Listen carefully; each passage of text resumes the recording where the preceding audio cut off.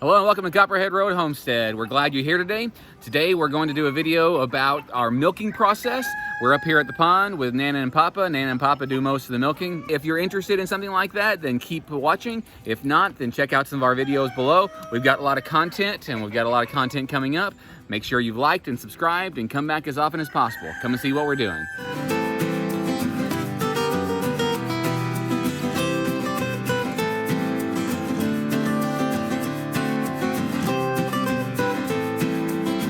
Papa is the one who does most of the milking. What we want to do is talk to you a little bit about the process and what we do, show you some of the things that we do. We won't do the whole thing from start to finish. I'll let Papa tell a little bit about what he does. Okay, the first thing we do is clean the udder. I give them feed, put them on the milk stand, put their heads in the stanchion, give it a couple of squirts to clear the passage, and then I milk. Now this is Pippi, and Pippi's a dancer, so I have to tie her leg. Otherwise she'll put her foot in the bucket. This is a dog leash that comes from Dollar Tree. I put it around her leg, I put it up above this elbow, then put a loop down here, and then I put it around my leg and hook it. So if she tries to move her leg, she can't. And then all you gotta do is sit here and milk her till the milk's gone.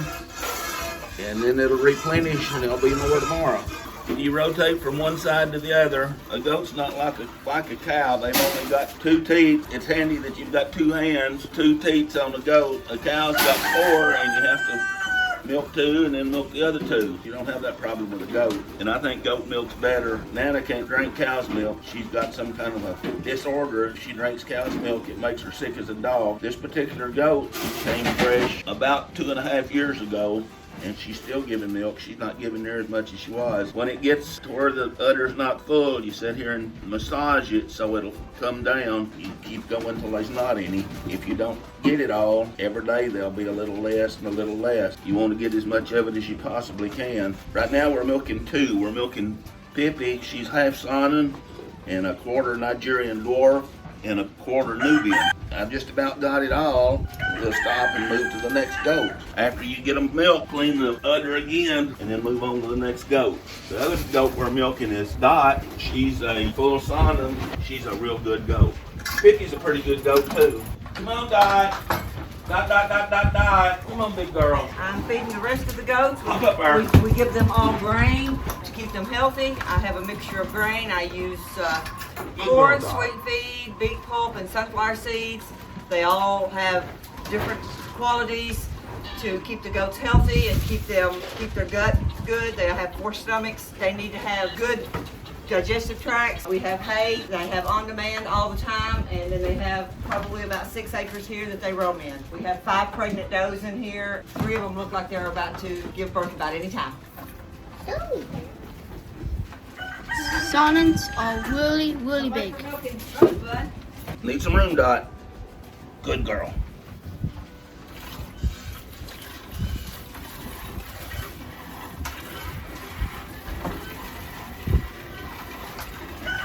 I don't tie Dot's leg because she's not a dancer. She moves around quite a bit, but she don't pick her feet up very high, so she's not prone to get it in the bucket. She has put it in the bucket, but it's such a rare occasion I don't tie her. She's pregnant. They dry up before they give birth.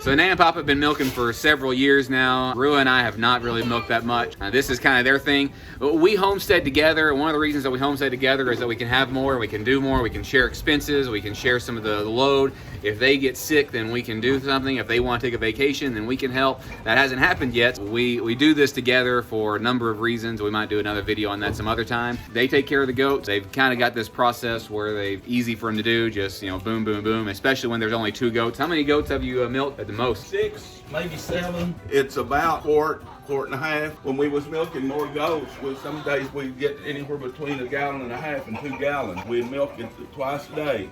And you get more now if you milk twice a day, wouldn't you? Yes, we would get more, but we're getting enough. And if you milk twice a day, you have to milk 12 hours apart. When we were milking twice a day, we haven't in a couple of years. We was milking at 9 o'clock in the morning and 9 o'clock at night. Nana's not an early riser. Nana's not an early riser. You can milk at 6 and 6 or 8 and 8 or 9. You can milk at midnight and noon if you wanted to, but that'd be a little ridiculous. Ridiculous. When I was young, I mean real young, about Ben's age, my grandmother had a Jersey cow and she milked, and I milked it. The best thing is just be gentle, talk to them, let them know that you're not going to hurt them. Our goats are all just as friendly as they can be. These are the babies that was born. These are the La Mancha babies, La Mancha Toggenburg. These are twin dolings. They're not happy about being healthy. If you like this sort of thing, then like and subscribe. Like and subscribe. Make sure to ring that notification bell so you never miss a notification. We've got lots more things coming up. This is a channel about foraging, farming, plants, and a food forest, and all sorts of things that we're doing on our homestead. And we'd love to have you be a part of our journey. Make sure you come back as often as you can.